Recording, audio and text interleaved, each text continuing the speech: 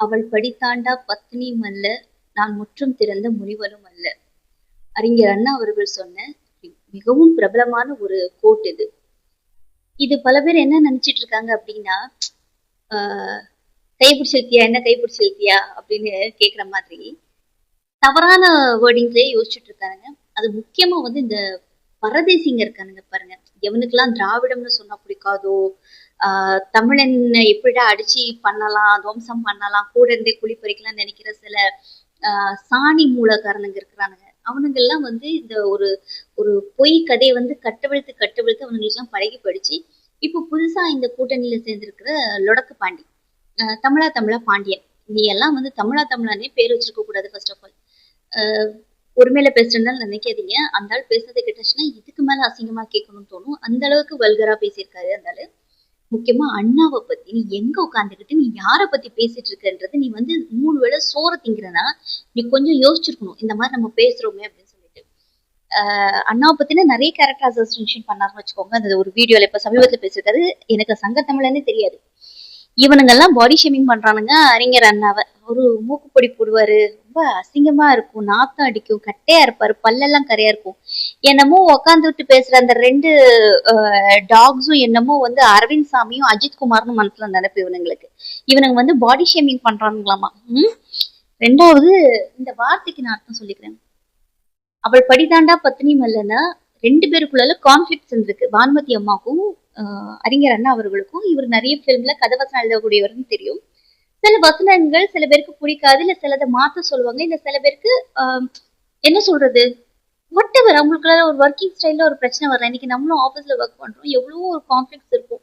But அது அதோடய முடிச்சு போயிடும். அடுத்த செகண்ட் நம்ம சிரிச்சு பேசிட்டு போயிடுவோம். இல்ல சில டைம்ல பிடிக்கல அப்படின்னா நம்ம அதோட நம்ம கட் பண்ணிட்டு போயிடுவோம்னு வச்சுக்கோங்க. அதுவும் இந்த எல்லா டிபார்ட்மெண்ட்லயுமே அந்த விஷயம் இருக்கும். அப்ப ஏதோ கதவசனம் எழுதுனதுலதான் 2 பேருக்குள்ள ஏதோ பிரச்சனையா இருக்கு. பானுமதி அம்மா நான் இந்த படத்துல நடிக்க மாட்டேன்னு சொல்லிட்டு வெளியே வந்திருக்காங்க. அது அவங்களுடைய பரிபூர்ணமான அவங்களுடைய உரிமை. அது வெளியே வந்தோன்னு ரிப்போர்ட்டர்ஸ் வந்து கேள்வி கேட்டுருக்கானுங்க. இந்த மாதிரி அறிஞர் அண்ணாட்டு இந்த மாதிரி பானுமதி அம்மா வந்து இந்த அவங்க மேடம் இந்த நடிக்க மாட்டேன்னு சொல்றாங்களே, இந்த மாதிரி ஏதோ உங்களை பத்தி பிளேம் பண்றாங்களே அப்படின்னு சொன்னோன்னா அவர் சொன்ன வார்த்தை இந்த வார்த்தை. பத்தினின்னா எடுத்தோடனே கருப்பு கரசி, கருப்பு இந்த மண்ணாங்கட்டி எல்லாம் நீங்க நினைக்காதீங்க. பத்தினின்றதுக்கு இன்னொரு அர்த்தம் பெண். அதுதான் படிதாண்டா பத்தினா அவங்க லிமிட் கிராஸ் பண்ணிருப்பாங்கல்ல, கோபத்தை வரவழைக்கிற மாதிரி பண்ணியிருந்துக்கலாம், பேசியிருந்துக்கலாம். சோ இதெல்லாம் வந்து ஏற்படுத்தாத பெண் அவங்க கிடையாது. நான் முற்றும் திறந்த முனிவரும் இல்லை அப்படின்னா உங்களுக்கு எல்லாம் காமம் மட்டும்தான் தெரியுமாடா, கிராத பயில்களா, கிராதக பயிலுங்களா? சோ முற்றும் திறந்த முனிவர்னா கோபம், குரோதம் எல்லாமே இருக்குல்ல, அதுல பொறாம இருக்கு, காமம் இருக்கு. இப்போ இவனுங்களுக்கு என்ன முனிவே இல்லை அப்படின்னா, நான் வந்து பொறுக்கின்னு இவனுங்க யோசிச்சுக்கிறானுங்க. நான் வந்து கோபத்தை கட்டுப்படுத்துறது நான் முனிவன் இல்லை அப்படின்ற வார்த்தை தான் அது. சோ நானும் தவறு, நானும் சிறந்தவன்னு சொல்லல, அதுக்காக அவங்க சொன்ன விஷயங்கள்லாம் உண்மைன்னு ஏத்துக்க முடியாது. ஸோ இது வந்து ஒரு டெமோக்ராட்டிக்கான ஒரு பதில். இது கூட புரிஞ்சுக்க தெரியாத சல்லி நாய்ங்கெல்லாம் நீங்கெல்லாம் வாய் பேசுறீங்க, அதுவும் அறிஞர் அண்ணாவை பத்தி. இதுக்கு மேல இந்த நாய் ஒண்ணு சொல்லியிருக்கு. அவர் வந்து ஒரு பொண்ணை லவ் பண்ணாராம் காலேஜ் படிக்கும் போது. அவங்க லவ் பண்ணவே இல்லையா, அப்புறம் அவங்க டீச்சர் ஆயிட்டாங்களாம். அறிஞர் அண்ணா அவர்கள் வந்து சிஎம்ஆ இருக்கும்போது அவங்கள டிஎஸ்பியை சொல்லி இழுத்துட்டு வர சொன்னாராம். வந்துட்டு அதுக்கப்புறம் பார்த்தா குற்றமலையில ரயில்வே ட்ராக்ல பாடி கிடந்துச்சான். ஏண்டா நாயே, இவரு சிஎம் ஆகும்போது அவருக்கு 55 வயசு சம்திங் இருக்கும், 55 கிட்ட இருக்கும். காலேஜ்ல படிச்ச பொண்ணு, அவங்க கூட படிச்ச பொண்ணுன்னா குறைஞ்சபட்சம் அவங்களுக்கு ஒரு 52 வயசாச்சு இருக்கும்.